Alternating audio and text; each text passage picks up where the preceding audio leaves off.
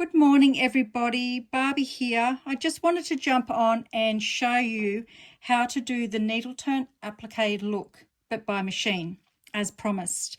So first, I just want to go through a few of the tools that I use that make it easy.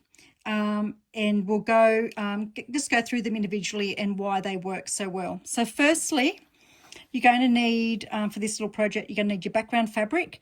Now mine is a 5-inch square. That's because I'm doing the Hasta La Vista quilt. So that's the little square ready for that. I also have ready some fabric. This is going to be the fabric for my circle. I have some here. So this is key. I have some lightweight sew-in interfacing. So that's not the iron-on, it's just sew-in interfacing. I have my circle template, which I have traced just with a micron pigment pen, the circle onto the interfacing, okay? When we go to the machine, when we're doing the first stage of the sewing, you will just need a general sewing thread. I use the Aurifil weight, the 50 weight on my machine when I'm working with that. You can use what you have. When we go to the machine to do the little straight stitch, you want a small straight stitch around your applique piece, something nice and fine, and the 50 weight just seems to work really well. When we get to the part of appliquing, the circle down, I'm going to show you how I use the Aurifil Monofilament thread. So if you have some monofilament thread ready, that would be great. I also have here a little tailor's oar or stiletto. You can also use a little bamboo skewer. That's helpful. You'll see why shortly. I've also got some starch. I'll go through that in a moment, but starch for the iron and pinking shears. You don't have to have pinking shears, but when we get to that part, you'll see why, if you do have them, why they are my preferred scissors for this part of the project. So going back here, just to set it up, firstly, I have my background fabric, like I said, and my circle fabric. Now I'm going to starch and iron these now because I want them nice and crisp and firm, but I don't want to iron after I've made my circle. Okay, so this is essentially the last time I will iron the applique. So I'm just going to quickly just give it a little press like that, just to get those big wrinkles out. And then I'm going to just spray some starch on both pieces and iron again.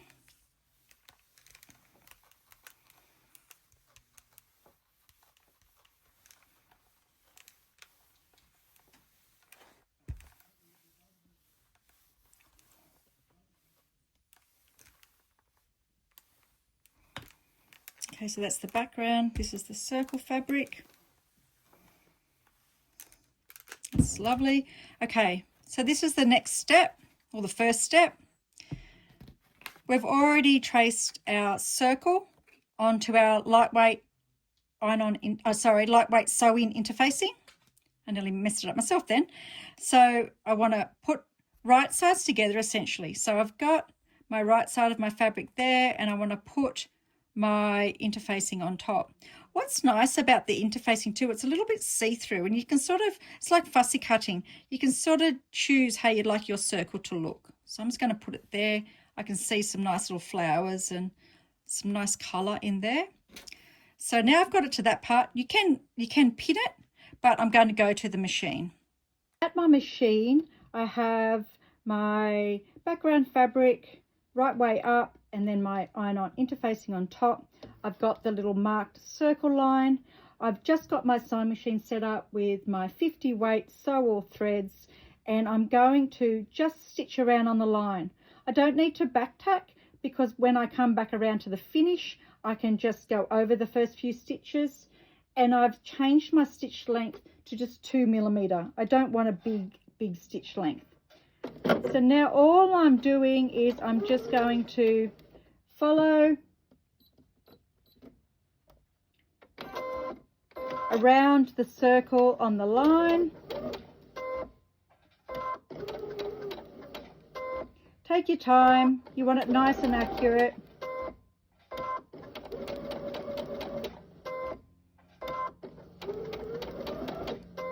If you do a nice curved circle, it'll turn out to be a nice curved circle. If we start having big nicks in it here, it'll be hard to keep the circle smooth at the next step.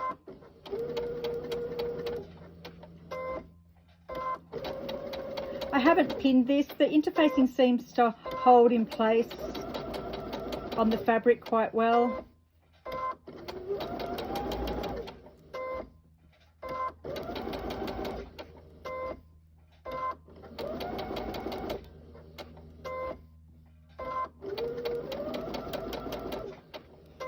Just using a 2 in my stitch length, just straight stitch, following around the line I marked on the interfacing, and I'm going all the way around. I'm not leaving a gap.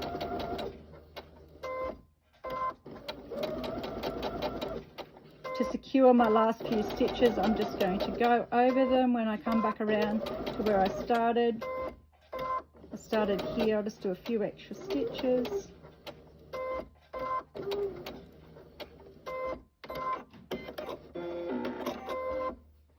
So I've just stitched around my circle.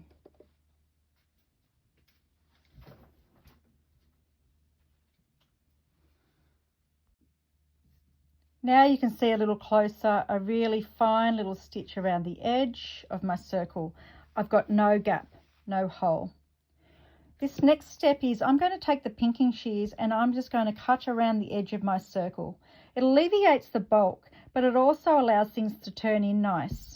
For an outer curve, we usually don't need to clip, but because you can use this for all shapes, I just use the pinking shears, and then when we have inner curves, it folds in nicely.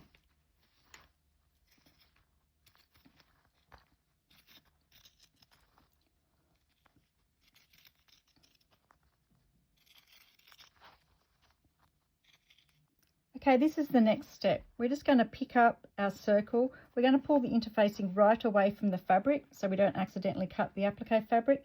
And I'm just going to put a little nick in the back there.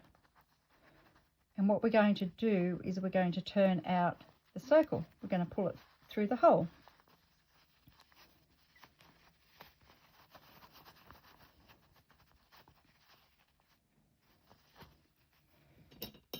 If you've got something like a Hera marker now, it can be quite useful for just pushing out all the circle.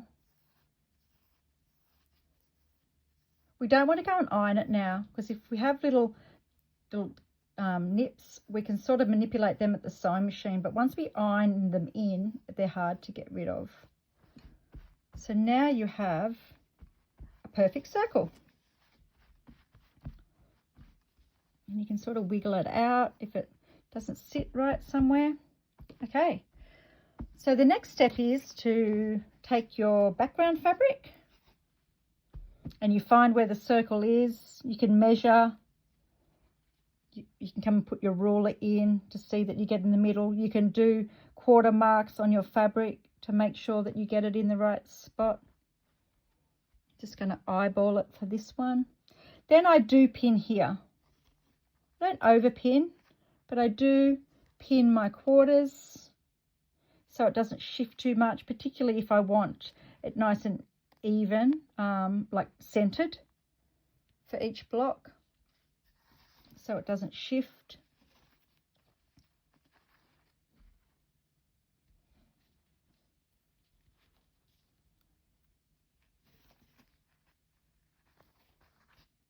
So we have it pinned, it's not stretched, it's sitting really nice, and now we're going to go to the machine. Okay, just for setup, I've got my 50 weight in my bobbin. I've got the monofilament thread that you can't see because it's in there. And just up here, if you can see my stitch number 36, it's like a little blind hem stitch. That's the stitch that I like to use for this. Okay, so my block is in my machine ready to go.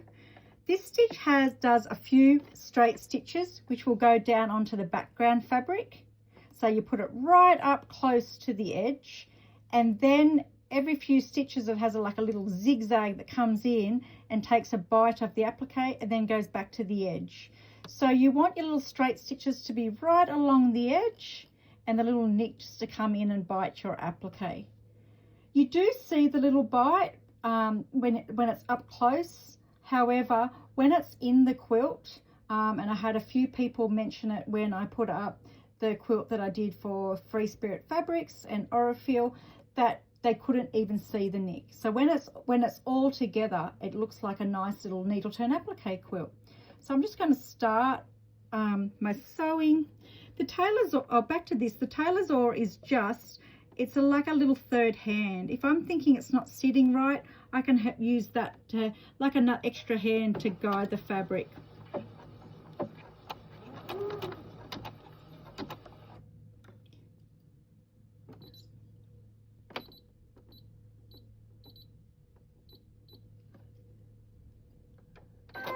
You can lift your foot.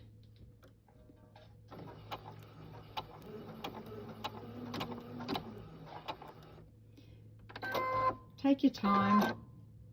I've done this a lot, but I still like to go nice and slow, to take my time, because I want a nice finish.